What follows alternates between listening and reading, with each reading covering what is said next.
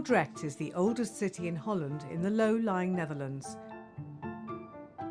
It's also one of the country's riskiest places to live.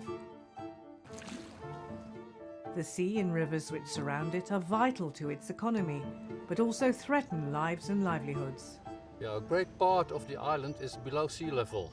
So if there is really a disaster, there could be many casualties on this island, and we must prepare ourselves to a possible disaster.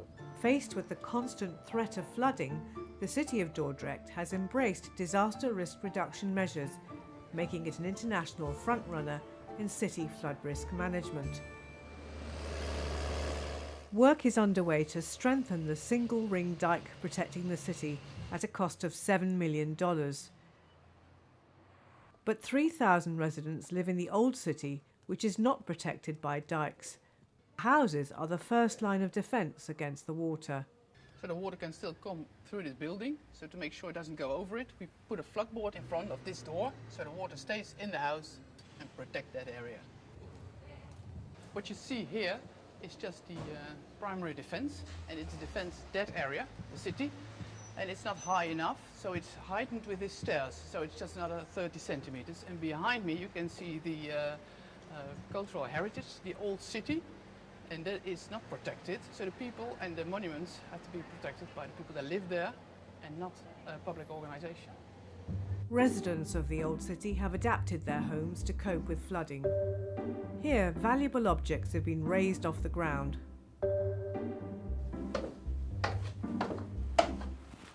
We're standing here now in our cellar, and actually this is a dry cellar.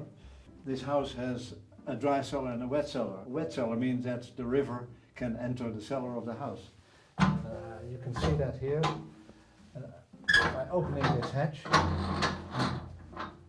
There you see outside, the river can come in here, which happens during a normal winter a few times, but only like this. But during the high tide we had during the last few years, it came to this kind of level. When there's flooding, we are warned by the local government that there will be a high tide, high water.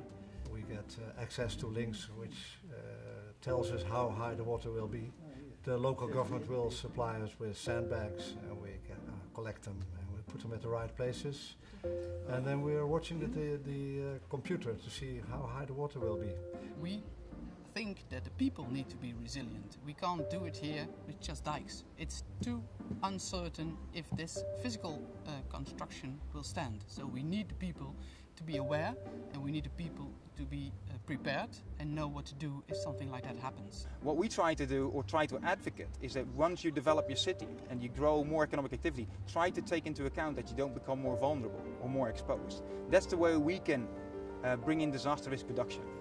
In 1953, a storm surge led to devastating floods in the Netherlands, killing nearly 2,000 people.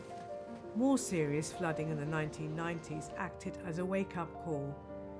With the adoption of the Delta programme, the country now spends over $1 billion a year on flood defences. The HERK Framework for Action on Disaster Risk Reduction has influenced national policy.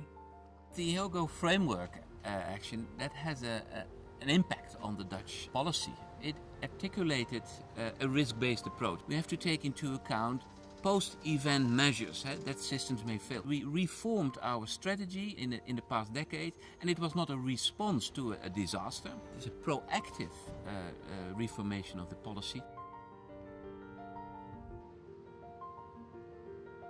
I feel safe here. Yeah. And my wife feels safe, and everybody around here feels safe.